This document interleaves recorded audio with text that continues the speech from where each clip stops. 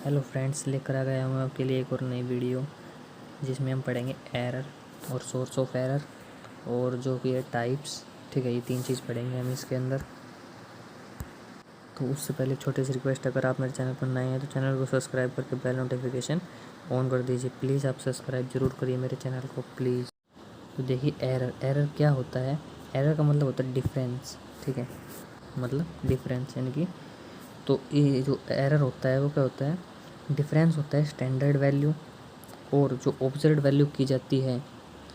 ठीक है, standard value और ऑब्जर्व्ड वैल्यू के बीच में जो डिफरेंस होता है उसको ही एरर बोलते हैं। ठीक है, तो एग्जांपल के तौर पर अगर हम समझे तो देखो, तो देखिए क्या है कि 500 mg की एक पैरासीटामोल है, जो टैबलेट होती है वो है। ठीक है, और जो ऑब्जर्व करते हैं हम, यानी कि उसको हमने मापा तो वो कितने 490 की आई। ठीक है, तो अगर हम इसमें डिफरेंस मापे तो कितना का डिफरेंस आ जाता है, कितने का 10 mg का डिफरेंस आ जाता है। तो यही है डिफरेंस।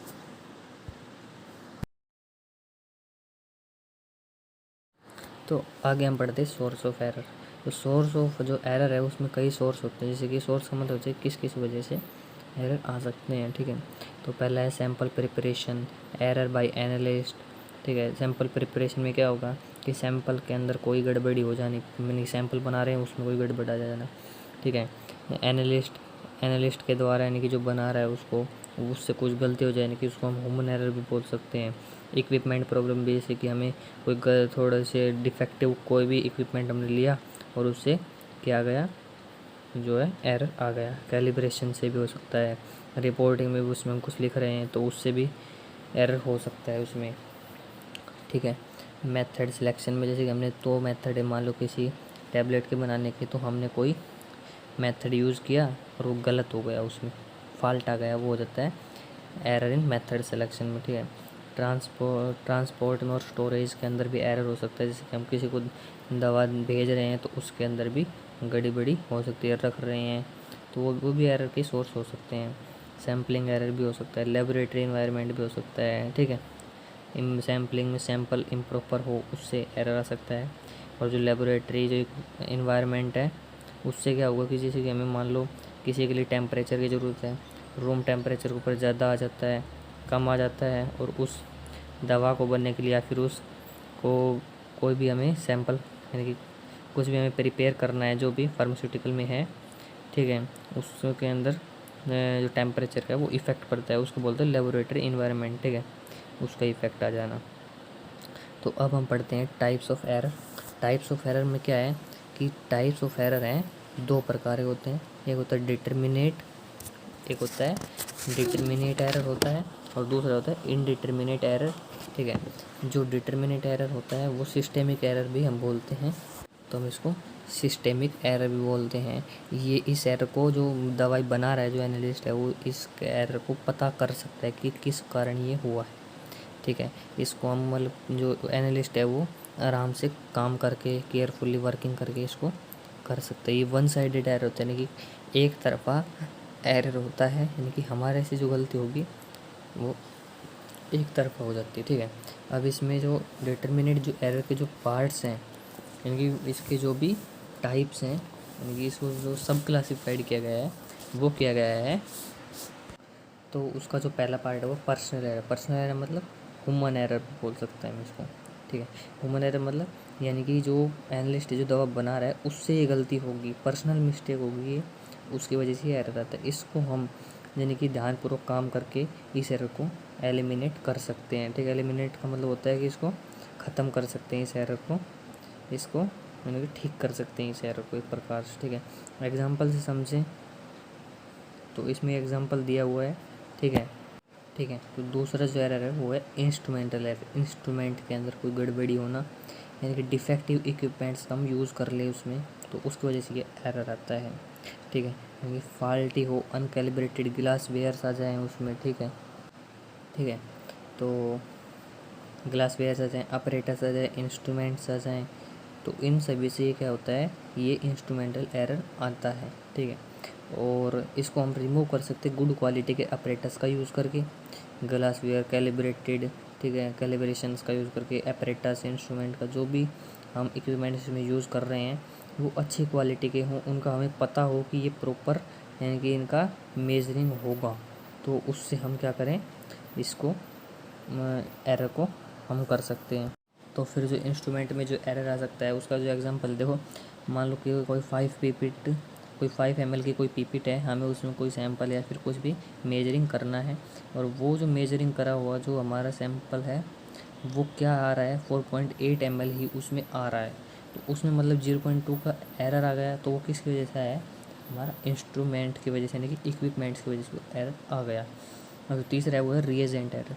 रिएजेंट एरर में क्या होता है कि ये जो एरर होते हैं वो डिपेंड करते हैं कि क्वालिटी कैसी है उनकी, ठीक है, किसकी, जो हम रिएजेंट्स ले रहे हैं। रिएजेंट एरर मतलब रिएजेंट के अंदर कोई डिफेक्टिव होना, ख़राब हो जाना कोई रिएजेंट हमारा, यानी कि उसकी क्वालिटी के ऊपर डिपेंड करता है ये, ठीक है, रिएजेंट एरर। तो मैंने जो मतलब बहुत से जो रिएजेंट्स होते हैं वो बहुत कम होते हैं प्योर फॉर्म के अंदर, तो उसकी वजह से उसमें इम्प्योरिटी होती है, प्योर नहीं होंगे तो वो कैसे इम्प्योर होंगे, तो इम्प्योर होंगे तो उसमें इम्प्योरिटी होगी, और इम्प्योरिटी की वजह से ही क्या हो जाएगा, वहाँ पर एरर आ जाएगा, ठीक है। एग्जांपल में यही बताया गया कि हमें मान लो कोई भी सैंपल लिया कोई भी, ठीक है, उसमें इम्प्योर था वो, और उससे क्या आ गया, एरर आ गया हमारे प्रिपरेशन के अंदर, तो वो क्या हो जाता है, एक डिटर्मिनेट एरर हो जाता है, ठीक है। जो हमारा जो फोर्थ है वो क्या है, एडिटिव और कांस्टेंट एरर है।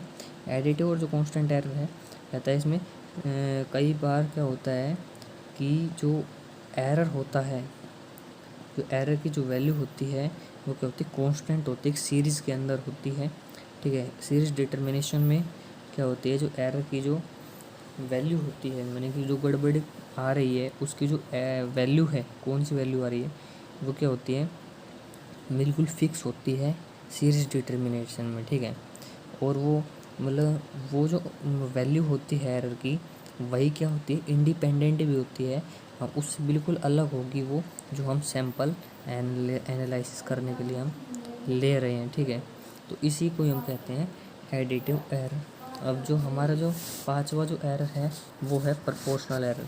प्रोपोर्शनल एरर के अंदर कहता है कि प्रोपोर्शनल एरर के अंदर क्या है कि जो मैग्नीट्यूड होता है, जो मैग्नीट्यूड होता है ना एरर का, मैग्नीट्यूड जो होता है एरर का वो डिपेंड करता है सैंपल साइज़ के ऊपर, ठीक है। तो सैंपल साइज़ के ऊपर वो क्या करता है, डिपेंड करता है मैग्नीट्यूड, तो उसी को बोलते हैं प्रोपोर्शनल एरर, ठीक है। एग्जांपल में बता रहा है कि, ठीक है, तो जो एरर होगा डिटर्मिनेशन में वो 0.2 ml आ गया, इस एग्जांपल को पढ़ना आपको पता लगेगा, ठीक है। तो इसमें जो सैंपल होगा उसकी वजह से क्या हो जाएगा, एरर डबल हो जाएगा, अगर सैंपल डबल होगा तो एरर भी डबल, और जो एरर ऑब्जर्व होगा वो क्या होगा, प्रोपोर्शनल एरर होगा। अब जो सिक्स्थ है हमारा जो वो है एरर इन मेथड का, हम कोई गलत मेथड का यूज़ कर रहे हैं तो उससे एरर आ सकता है, ठीक है। हमने कोई गलत मेथड सिलेक्शन किया उससे एरर आ सकता है, ये तो आपको पता ही है, छोटे छोटे एरर है आपको, ठीक है। अब जो हमारा जो सेकंड जो एरर की जो टाइप है वो कौन सी है, इनडिटर्मिनेट एरर, जिसको हम रैंडम एरर भी बोलते हैं, नॉन सिस्टेमिक एरर भी बोलते हैं, एक्सीडेंटल एरर भी बोलते हैं।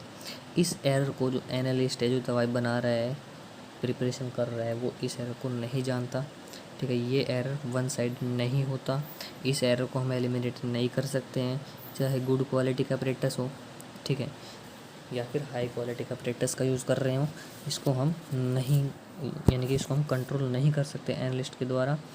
एग्जाम्पल के तौर पर आप समझिए, अगर आपने मान लो आप एनालिस्ट हो और आपने कुछ प्रिपेयर करके उसको रख दिया बिल्कुल ठीक, ठीक है, और वो मान लो कोई ऐसा कोई केमिकल या फिर ऊपर से छत में से कुछ ऐसा कुछ गिर गया हो जो कि उसमें इम्प्योरिटी प्रेजेंट कर रहा हो, ठीक है, इम्प्योरिटी कुछ ऐसी गिर गई हो उसमें जो कि वो उसको हमारा जो प्रिपरेशन है उसको ख़राब कर रही है, यानी कि उसमें एरर आ जाएगा फिर अगर हम बाद में उसे मापेंगे तो, ठीक है। तो ऐसे हम देख सकते हैं एरर को। और